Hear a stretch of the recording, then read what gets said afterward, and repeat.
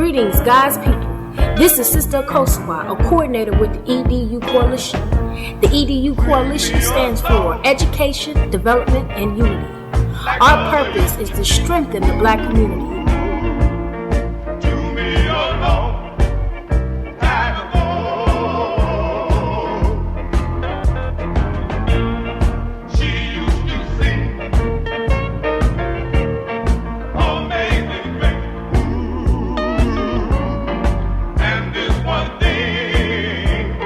I know that you are going to enjoy the information, the music, and the fellowship that we hope to bring you today. And hopefully at the end of this CD, you will get up, come out, and organize with the E.D.U Coalition. Although we started in the east side of Covington, we are now closely linked with the west side of Covington. And after we do our work here, we hope to also spread this work throughout the greater Cincinnati area.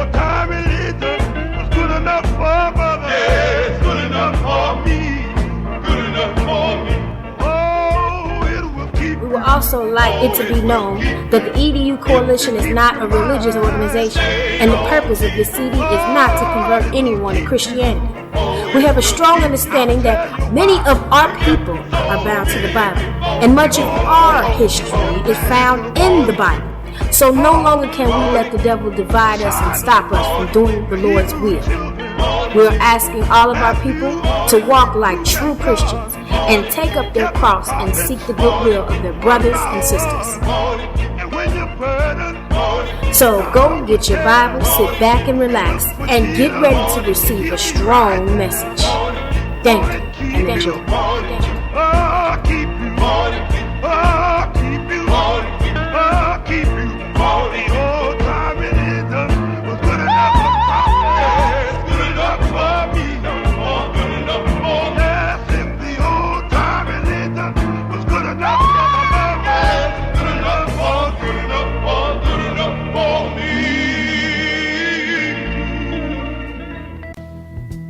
This is Brother C with the E.D.U Coalition, and I'd like to let it be known that we got a long fight ahead of us. So in reference to that long fight, I'd like for y'all to turn to Ephesians 6:12, where it states, For we wrestle not against flesh and blood, but against principalities, against powers, against the rulers of the darkness of this world, against spiritual wickedness in high places. Also, if you turn to the Amplified version, you will read despotisms. Despotism means corrupt government. So in that, let us ride.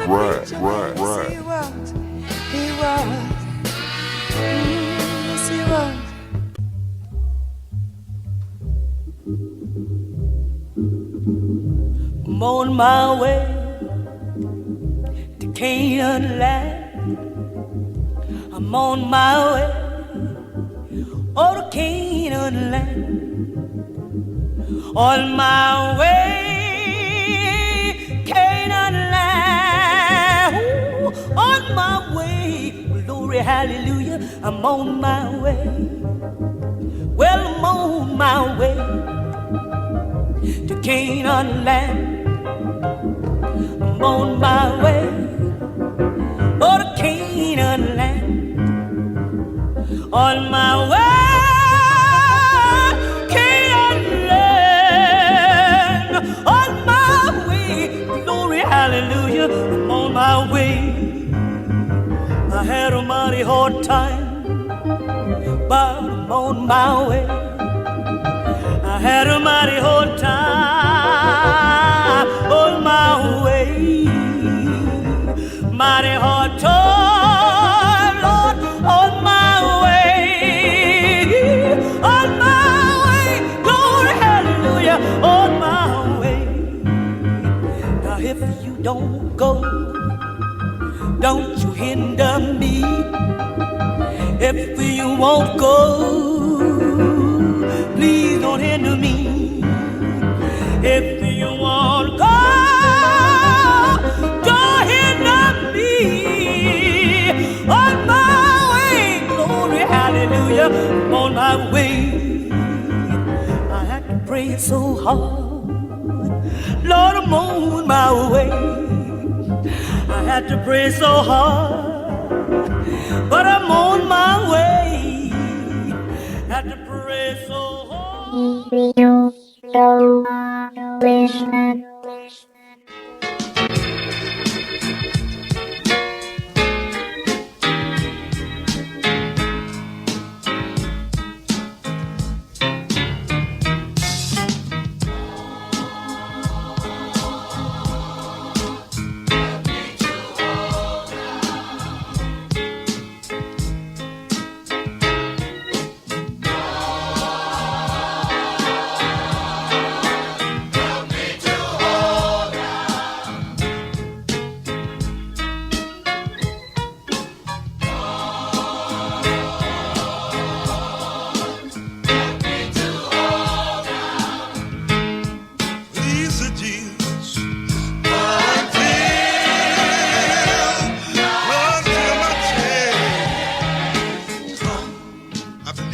Say it one more time, too. Lord, help me to hold out. Please, Lord, won't you help me to hold out? I'm begging you, Lord, please, Jesus. Help me to hold out. Help me to hold out. Until my change comes.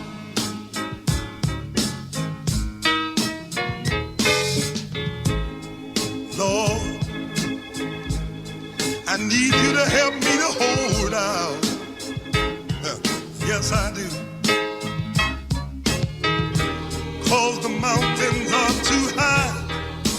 I need you to help me to hold out. Give me the patience I need to hold out. Thank you, Jesus. Lord, until my time comes. Listen, I'll wait.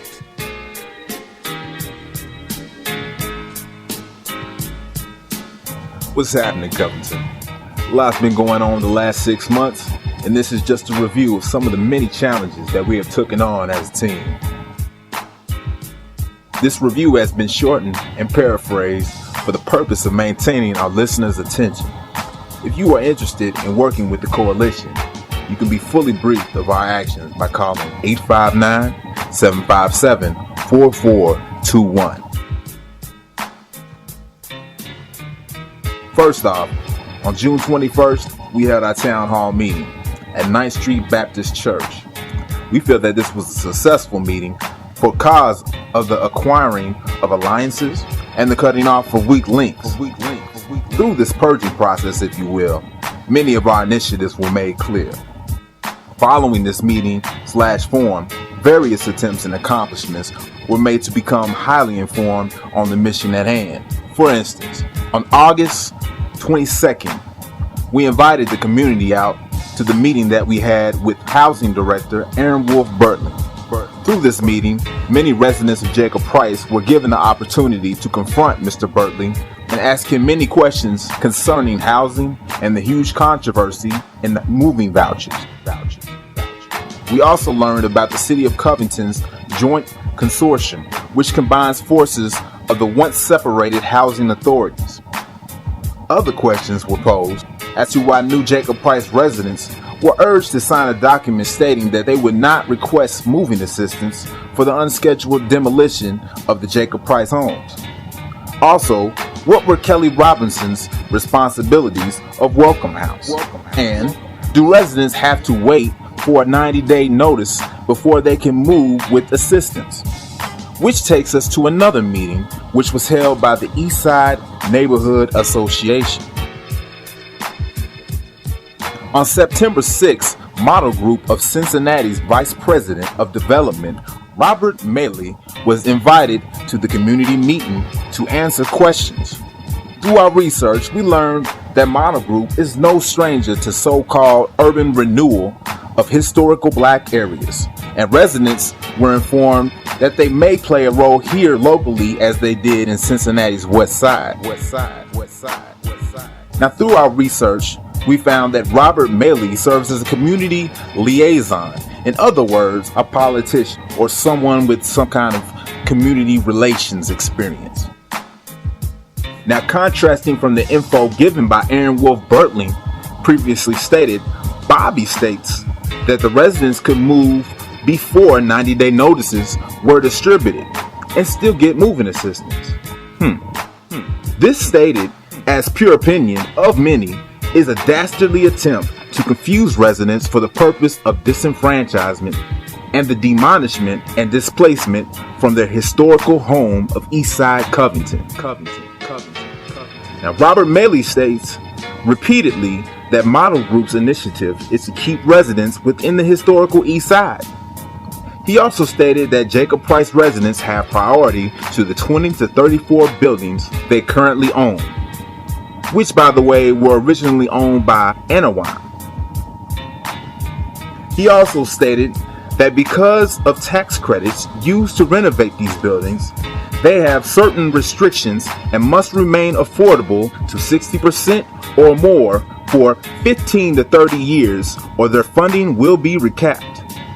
He ends in saying that 24 units will be developed by September 6, 2008, and that Phase 2 will displace the 24 remaining units of Jacob Price. Now, residents have stated that they will hold them to his word.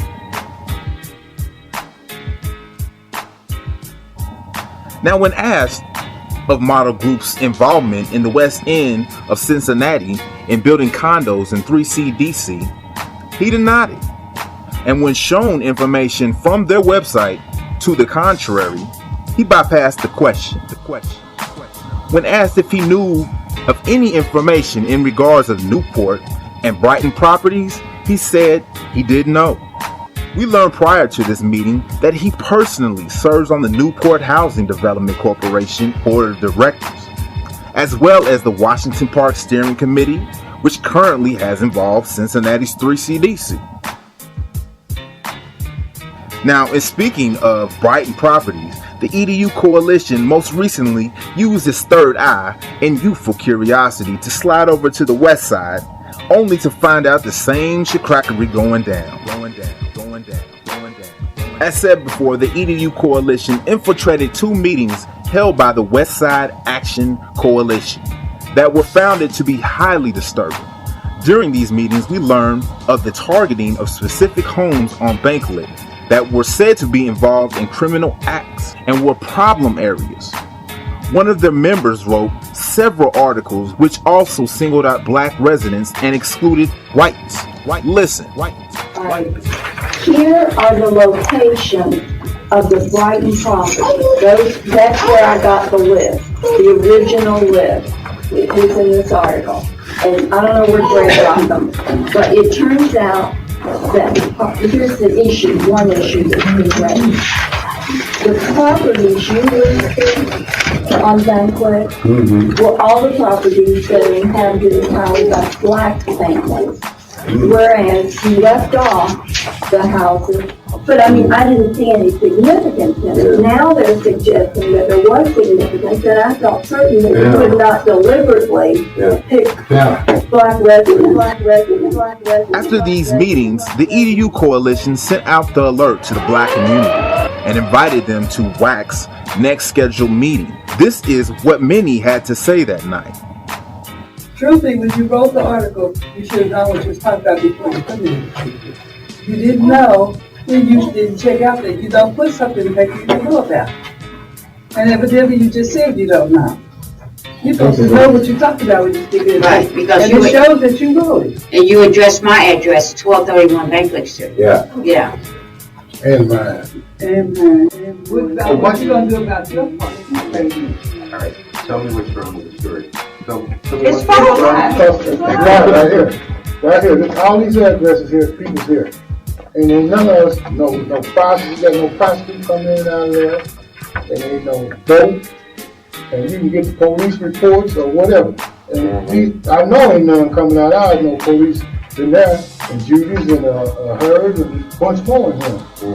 And these houses right here, I can't understand it. Y'all just got these specific houses, the houses where we live at, the ones that's in here. And the better part of the thing of Judy's is, you got this Judy's house, house, this house, you got her house and this house. You can go back and say, the story that was written on Showdown on the Horizon, the locations that were listed are not the 28 calls from the police that they responded to. That's what they're It's not a complete list. Not all residents. Right, it's not all residents are responsible for the 28 calls that the police have made to Brighton properties, which is what it sounds like because you got the locations right next to the statement. And it just looks like, okay, if you do a records check by the police department, you'll see 28 calls made at these addresses. And they're saying at these addresses, you're not going to find that type of activity.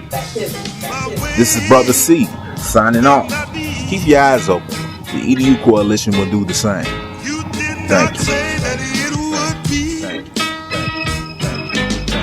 But if it get done, I can't see my way. You told me to put my trust in thee. That's why I'm asking you, Lord Jesus, help me to hold on. I'm just about to make it over. Lord, I need a little help. Help me to hold on. The devil's trying to block me, Lord. Oh, Jesus, why don't you help me to hold on? Lord, until my pain comes.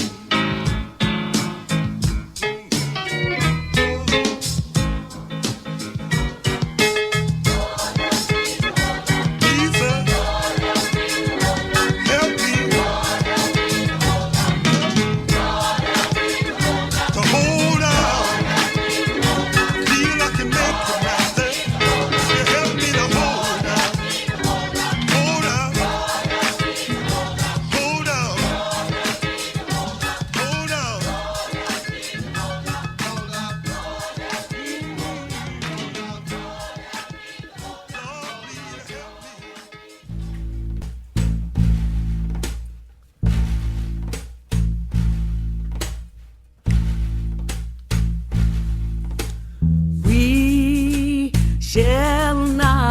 We shall not be moved.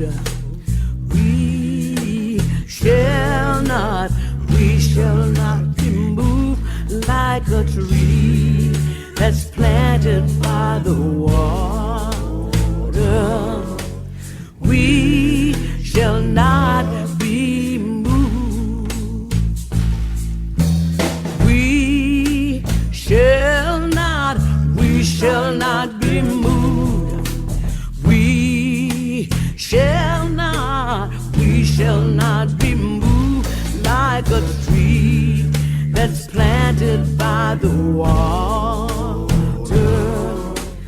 We shall not be moved. Union is behind us. We shall not be moved. The union is behind us. We shall not be moved. Just like a tree that's planted by the water. We shall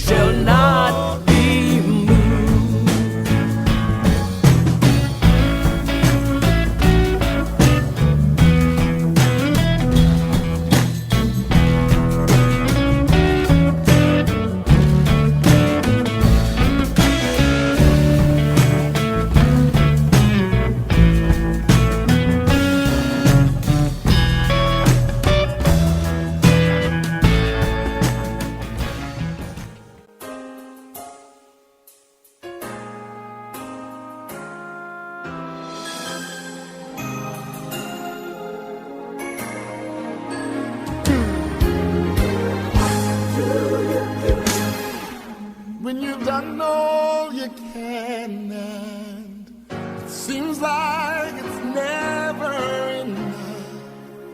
And what do you say when your friends turn away and you're all alone, all alone?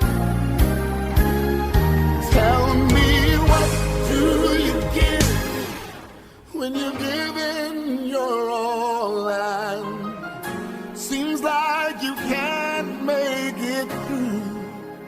Well, you just stand when there's nothing left to do. You just stand, watch the Lord see you through. Yes, after you've done all you can, you just stand.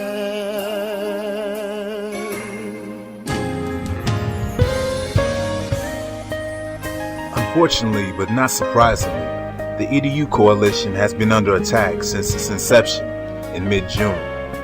Various attempts have been made to assassinate the character of many members within our coalition. As stated before, this is not surprising, and actually, this is expected. Not so different from so many of our great people who decided to take up their cross and stand up and fight for what is right, had to deal with the naysayers as well as slanderous individuals who would bring one's character into question secretively and behind one's back for the purpose of leading the people back into harm's way. For instance, if you would turn to Psalms 31:13-19, you will read, I am like a broken vessel, for I have heard the slander of many. Fear was on every side while they took counsel together against me. They devised to take away my life. But I trusted in thee, O Lord. I said, Thou art my God. My times are in thy hand. Deliver me from the hand of mine enemies and from them that persecute me. Make thy face to shine upon thy servant. Save me for thy mercy's sake. Let me not be ashamed, O Lord, for I have called upon thee. Let the wicked be ashamed, and let them be silent in the grave. Let the lying lips be put to silence, which speak grievous things proudly and contemptuously against the righteous. O how great is thy goodness, which thou hast laid up for them that fear thee, which thou hast wrought for them that trust in thee before the sons of men. Now in this case, as in many cases in the Bible, the word slander is used to describe the defamation of one's character. In the Hebrew language, the particular word within the context of specific scriptures that I speak of is pronounced dibba, which means to defame or to whisper an evil report or unfavorable saying. This can easily be found in a Strong's Concordance listed under the code H1681. This word should not be confused with the Greek word pronounced elenko and found by code G1651 in contrast to H1681, which means to refute, to rebuke, expose, correct, or to demand one's explanation. Examples of this can be found in Titus 1:9, Matthew 18:15, Ephesians 5:11, or 2 Timothy 4:1-4, where itching ears is referenced to mean loving to hear gossip, rumor, or hearsay. Now, how many of us are just waiting to get the dirt on someone else? As a Christian, you will read this type of action is not tolerated, in speaking specifically on slander and defamation of character. Now, going back to the word slander, or once again in Hebrew, dibba, in the Bible you're able to find many stories that have been historically and prophetically identified with the plight of the black community. One that in no doubt carries distinct parallels, but also was used as a powerful inspiration for the enslaved Africans of this country to seek freedom from their yoke of bondage. This story that I speak of is about Moses and the Israelites. If you would now turn to Numbers 14:2-4, as it states, All the children of Israel murmured against Moses and against Aaron, and the whole congregation said unto them, Would God that we had died in the land of Egypt, or would God we had died in this wilderness? Wherefore hath the Lord brought us unto this land, to fall by the sword, that our wives and our children should be a prey? Were it not better for us to return into Egypt? And they said one to another, Let us make a captain, and let us return into Egypt. Now, as you go further down, in verses 36 through 37, you'll read, And the men which Moses sent to search the land, who returned and made all the congregation to murmur against him, by bringing up a slander upon the land, even those men that did bring up the evil report upon the land, died by the plague before the Lord. or in other words, the wrath of God. As in this so similar case, we advise those going through persecution of slander as well as libel to do as we plan to do. As Donnie McKirkland sings, let us stand, stand, stand.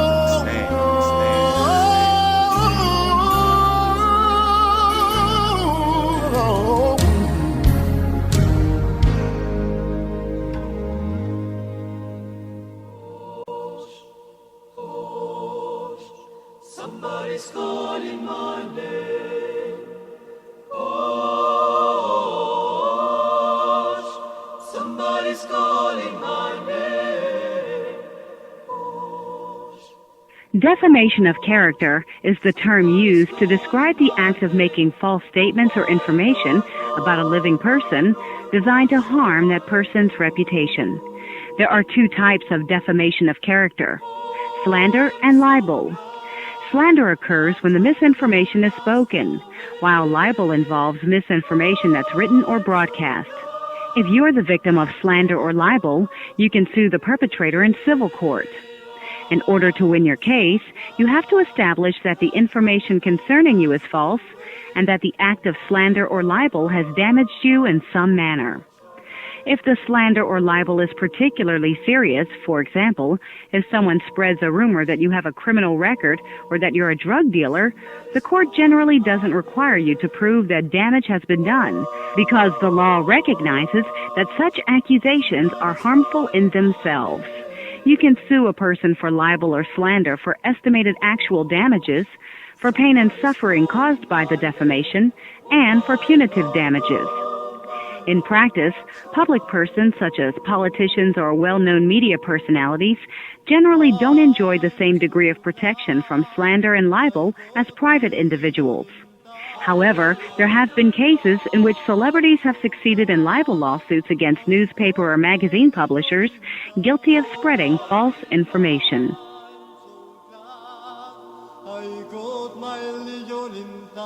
Defamation of character is the term used to describe the act of making false statements or information about a living person designed to harm that person's reputation. You can sue a person for libel or slander for estimated actual damages, for pain and suffering caused by the defamation, and for punitive damages. Somebody's calling my name. Somebody's calling my name. Oh my Lord, what shall I do?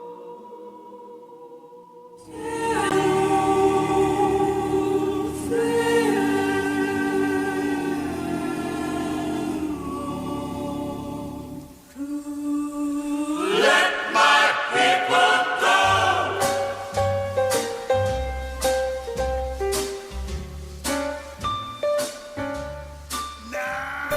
Now, as we were previously discussing in the story of Moses and the Israelites, Moses, as well as Aaron, came upon swift slander, or in Hebrew, divide, from the very people he wished to set free.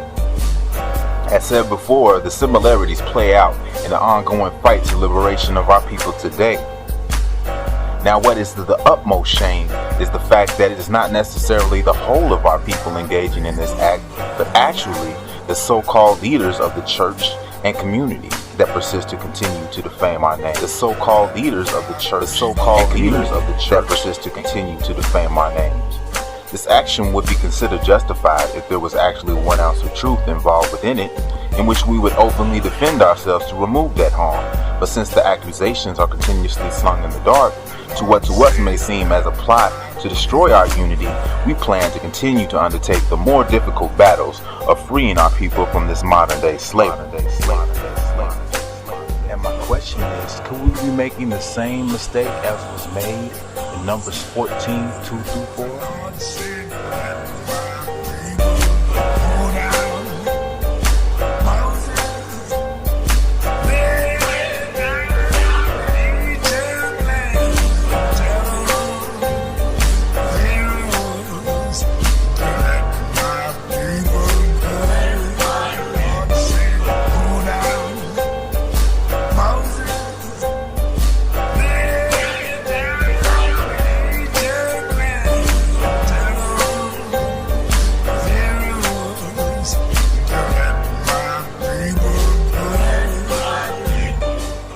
Speaking of this modern day slavery, within the context of the story of Moses, many of us have been deceived into self-hatred because of the certain doctrines passed down to us through the plantation sermons of old, where we, for example, were told that we would curse people through the Ham and Noah story of Genesis, which actually was added by racist Jewish scholars of the Talmud during the Council of Jamnia in 90 AD.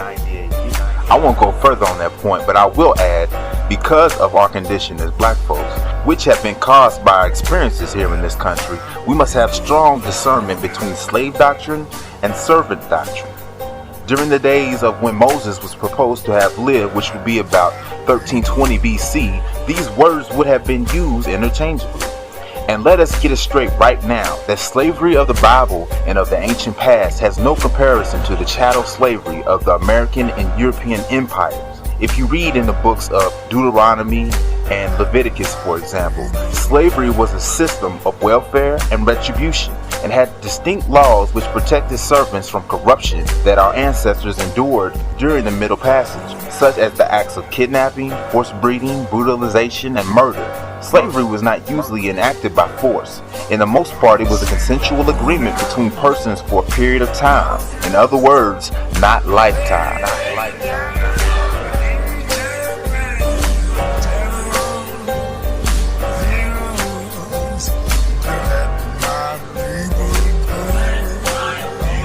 Now, when addressing the previous point of slave and servant doctrine in the context of the stories of Egypt, we also need to understand that historically in Egypt, or Kemet, the Pharaoh, which is only a title for a king, served as an example for his people.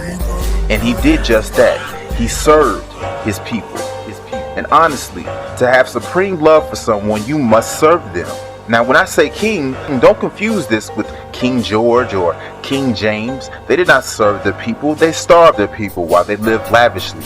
Essentially, Egyptian culture was about cultivating leadership. And during these times, there obviously was a stronger conception of what community was supposed to be. And let us also be clear that the myth that the Jews built Egypt is a total lie. Every one of the 72 pyramids of Egypt and the 32 pyramids of the Sudan was built before Abraham was even born, which would be the father of the Hebrew or Jew. We also need to understand that we were not a bunch of pagans before slavery. Honestly, the whole belief of one almighty God came from Africa. Honestly, the true pagans were from Europe, which is where we get the concept of Christmas and Easter from. Now, I don't want to lose you, but I do want you to see there are many untruths that have been passed down to us to make us hate ourselves and look to someone else to solve our own problems. Now, what is interesting is that all through the Bible, Egypt plays a strong role within its text. In many cases, it is referenced as a place of refuge and safety. In the case of Abraham and Jesus, for example. Another symbol that has commonly been associated with Egypt is bondage or slavery. For example, you can read Exodus 13:3 and verse 14. You can read Deuteronomy 5:6, Deuteronomy 8:14, and Deuteronomy 13:5. You can also read Joshua 24:17 and Judges 6:8. Now, in these passages, Egypt is used, and in the second with the word bondage or slavery. Now, if I read my old history book, and every time I saw the word America, and I replaced it with the word slavery or bondage, in most cases it would mess the sentence up. but also in many cases it would make it highly relevant and personal to me. My point to make is that as a people, we must not be deceived into self-hatred. As stated before, we cannot truly love someone without actually serving them, which would explain the awesome love that we show for white people and the total disrespect that we show for our own. This is a call to all our people as we work and serve together to set each other free. Let the compassionate example of love that Moses and Aaron show for their people to once again be an inspiration to do the same, to do the same, to do the same, to do the same, to do the same. I thank you.